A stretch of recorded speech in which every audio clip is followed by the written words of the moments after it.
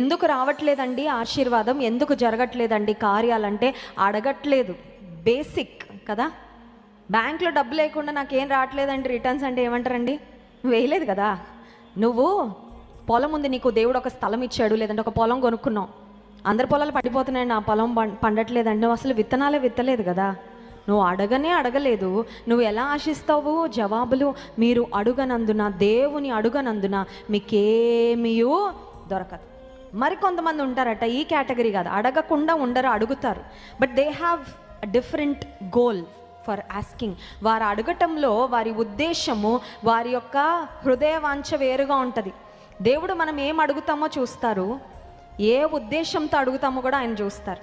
దేవుడు మనం ఇతరులకు ఏం చేస్తామో, ఫర్ ఎగ్జాంపుల్ ఎవరికైనా ఇస్తున్నాం అనుకోండి, ఏదన్నా దేవుడు ఇస్తున్నామా లేదా చూస్తాడు. ఏ ఉద్దేశంతో ఇస్తున్నామో కూడా చూస్తాడు. ఆయన ప్రేమతో నువ్వు ఇస్తే నీకు ప్రతిఫలం వస్తుంది.